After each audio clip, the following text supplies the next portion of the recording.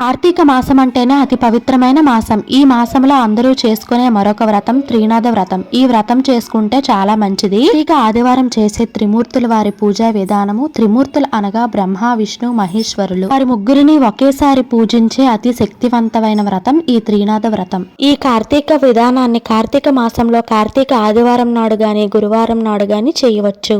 ఒకవేళ కార్తీక మాసంలో మీకు త్రిమూర్తుల వారి మేళ చేయడం కుదరకపోతే వైశాఖ మాసంలో గాని, మధుమాసంలో గాని, శ్రావణ మాసంలో గాని పూజనైతే చేసుకోవచ్చు. మీరు ఈ వారం త్రిమూర్తుల వారి పూజ చేశారా అనే దానికన్నా మీరు ఈ వారం త్రిమూర్తుల వారి మేళ చేశారా అంటే చాలట. ఆ స్వామివారికి మేళ అంటే చాలా ఇష్టం. ఈ త్రినాద మేళ ఆచరించడంలో ఒక సమయం అంటూ ఉంది. ఆ సమయంలో పూజిస్తే ఆ స్వామివారికి చాలా ఇష్టము. ఆ సమయం ఏంటంటే ఉదయాన్నే మేతకు వెళ్ళిన ఆవులు సంధ్యా సమయంలో అంటే సాయంకాల సమయంలో ఇంటికి చేరుకునే ముందు ఇంట్లో త్రినాదుల ముందు దీపం వెలిగించి పూజను మొదలు పెట్టాలి.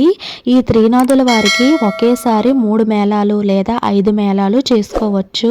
ఈ త్రిమూర్తుల వారి మేళ చేయటానికి ఎక్కువ ఆడంబరాలు కానీ ఆర్భటాలు కానీ అవసరం లేదండి. మనం మన స్థితి బట్టి చేసుకున్న ఆ స్వామివారు చాలా సంతోషిస్తారు. ఈ త్రిమూర్తుల వారి పూజ చేసినప్పుడు తప్పనిసరిగా మర్రి ఓడలు కావాలి. పూజకు ముఖ్యంగా త్రిమూర్తుల వారి చిత్రపటం కావాలి. మీలో చాలా మందికి తెలిసే ఉంటుంది. బ్రహ్మదేవుడికి అసలు ఎవరు పూజలే చేయరండి. ఆయనకు ఒక శాపం ఉండడం వల్ల పూజలైతే అసలు అందుకోరు.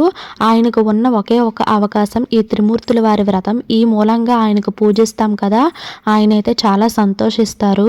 త్రిమూర్తులు బ్రహ్మ, విష్ణు, మహేశ్వరులు ముగ్గురు కాబట్టి దీనికి 3 కలశాలు కావాలి, 3 కొబ్బరికాయలు కావాలి, 3 ప్రమిదలు పెట్టుకొని దీపారాధన చేసుకోవాలి, 3 తాంబూలాలు సమర్పించాలి. ఈ విధంగా కలశాలు ఏర్పాటు చేసుకోవాలి. కలశంలో ఎంగిలి చేయని నీళ్లు, పసుపు, కుంకుమ, అక్షంతలు, తాంబూలము సమర్పించి ఈ విధంగా మర్రి ఆకులు పెట్టుకొని స్వామివారిని ప్రతిష్ఠించుకోవాలి.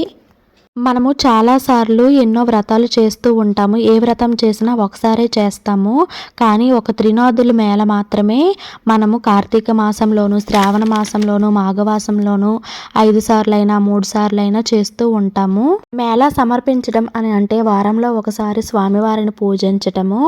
మేళను సమర్పించటం ఇలా కార్తీక మాసంలో కార్తీక ఆదివారం కానీ కార్తీక గురువారం కానీ మేళను సమర్పిస్తూ 3 మేళాలు లేక 5 మేళాలు చేసుకుంటే చాలా మంచిది.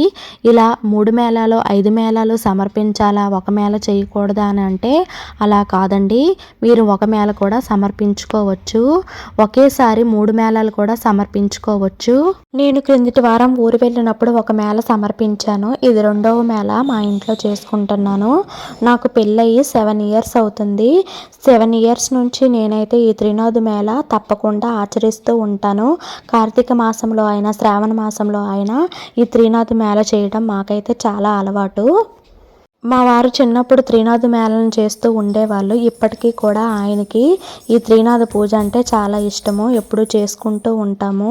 మా చిన్నప్పుడు ఊరిలో ఎవరైనా త్రినాద మేళ చేస్తే అక్కడికి వెళ్ళి ఆ కథ విని చివరి వరకు ఉండి ప్రసాదాన్ని అయితే తీసుకొని ఇంటికి వచ్చేవాళ్ళము. మరి మీలో ఎంతమంది చిన్నప్పుడు ఆచరించే వాళ్ళో కామెంట్ చేయండి.